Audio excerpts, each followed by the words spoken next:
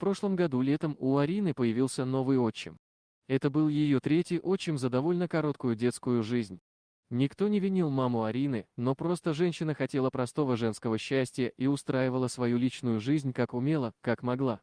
Но вот только умела она, видимо, не очень, иначе почему ей все время попадались не те мужики?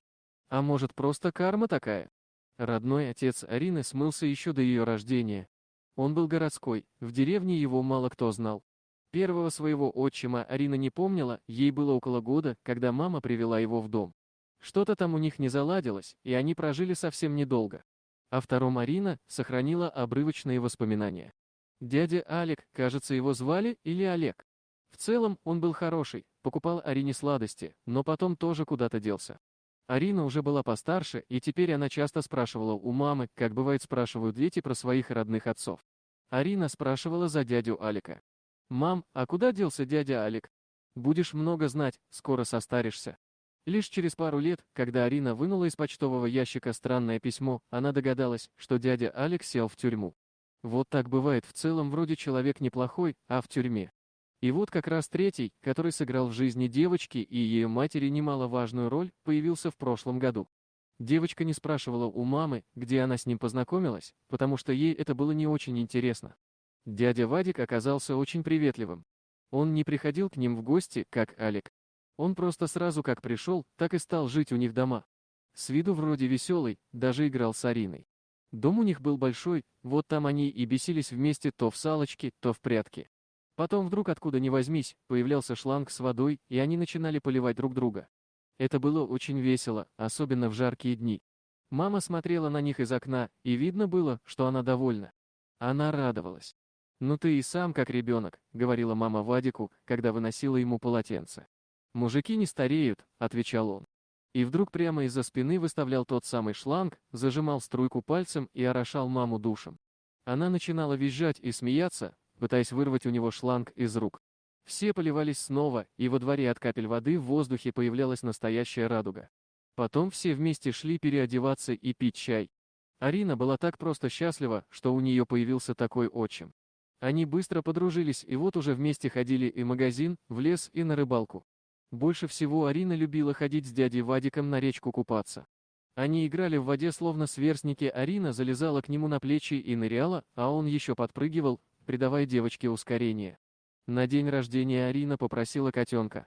Мама принесла его с деревенской фермы, тамошняя кошка как раз недавно родила. Котенок был такой смешной, рыженький, словно кусочек солнца. Арина так и называла его «Солнышко». Котенок ходил везде за девочкой, и только дяде Вадиму он пришелся не по нраву. Все чаще они ругались с мамой из-за котенка, то он нагадит Вадиму в тапки, то сделает лужицу возле кровати. И главное дело, когда успевал, то... Мама уже устала проверять, вот только что смотрела, ничего не было, и стоило лишь отвернуться, как готово дело. Вадим уже кричит: «Арина, следи уже за своим засранцем». Но больше всего Вадима раздражала кошачья шерсть. Солнышко был довольно пушистым, шерсть у него была длинная и извилистая, то есть спутать ее с чем-то было просто невозможно, и она обязательно попадалась именно Вадиму просто везде. Если садились обедать, то у Вадима в тарелке с супом обязательно была волосина от солнышка, если пили чай, то волосина была не где-то, а в кружке у Вадима. Словно бы кот ходил только вокруг его посуды, ну или кто-то специально подсовывал их Вадиму. Мама уже даже стала ненароком думать на дочь, но ведь они так дружны с Вадимом. В общем, Вадим уже практически ненавидел этого кота, причем никакой аллергии у него ни котов не было, просто он терпеть не могу конкретно этого кота. Мать разрывалась буквально между двух огней. Она понимала, утрата кота будет просто ударом для Арины, но и Вадим тоже держался уже из последних сил. Все разрешилось буквально в одну секунду. Арина и Вадим по обыкновению ушли купаться на речку, что-то довольно долго их не было. Мама стала беспокоиться. Вот уже начало смеркаться. Они никогда так долго не задерживались. Она собралась и пошла их искать. «Ну гуляки», — думала мама, — «вот держитесь у меня». Заигрались в воде и на время не смотрят даже. «Найду, обоим надаю», — думала она. Когда она подходила к пляжу, то еще издали увидела фигуру Вадима, сидящего на песке на корточках. Он обхватил руками голову. Что там с ними такое? А где Арина? Подойдя ближе, у мамы похолодело все внутри. Девочка лежала на песке перед Вадимом. Мать бросилась со всех ног. Она кричала, упала на колени и стала трясти Арину, но девочка была словно тряпочка. Она была мокрая и холодная и не подавала никаких признаков жизни. «Я. Я ничего не мог делать, прости. Прости!» — кричал Вадим в истерике. С его слов Арина, как обычно, нырнула с его плеч, но поскользнулась и пошла как-то боком. Девочка долго не выныривала, видимо, ударилась головой о камень или о дно. Когда он ее нашел и вытащил на берег, то было уже поздно, ничего не помогало. Он делал ей искусственное дыхание, но все было напрасно. Арину хоронили в белом наряде, как в саване. 2 дня она лежала в гробу дома. Котенок словно что-то чувствовал, он постоянно запрыгивал к ней в гроб и укладывался спать в ногах. Вадиму надоело его сгонять. В какой-то момент он схватил котенка за шиворот и выбежал с ним из дома. Вадим отправился к ветеринару. На ферме был молодой ветеринар Степан. Сунув ему кота, Вадим сказал: «Усыпи эту тварь, он меня достал». Степан взял котенка и куда-то ушел. А в скором времени вынес бездыханного котенка Вадиму. «Что? А мне-то он зачем, не понял Вадим. И мне без надобности. Мы не утилизируем животных», — ответил ветеринар. Вадим забрал кота и, вернувшись домой, кинул его в гроб Арине под покрывало со словами «Забирай своего засранца. Туда вам и дорога обоим». «Что ты сказал?» — переспросила мать. «Я? Говорю, не скучно будет вместе», — ответил Вадим. «Мне послышалось совсем другое».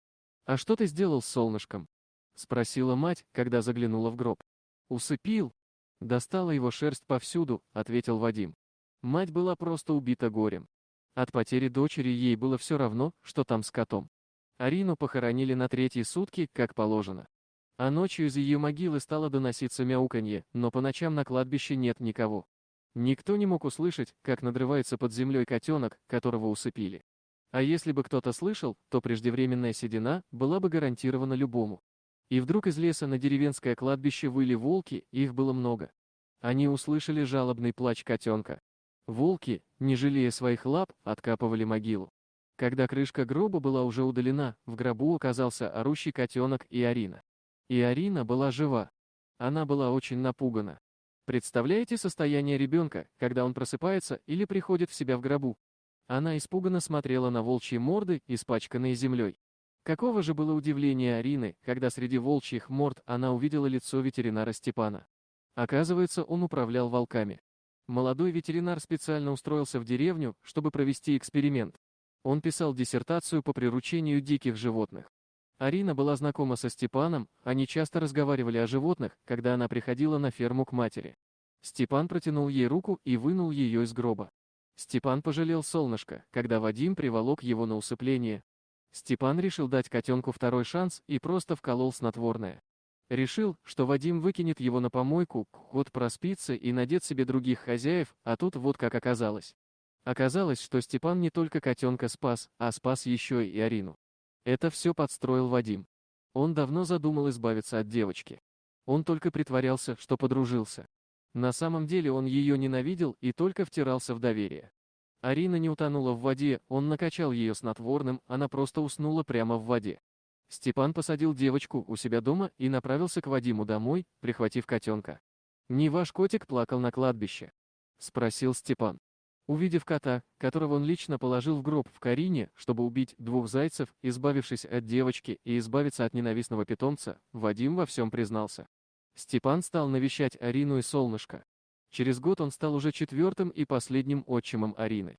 Такие вот сюрпризы преподносит нам судьба. Вадима хотели посадить, но так и не нашли. Поговаривают, что в той могиле, которую он уготовил для девочки, лежит он сам, но проверять почему-то никому не хочется. Дорогие друзья, если вам понравилось видео, поставьте лайк, а также подписывайтесь на канал, где найдете еще много интересного.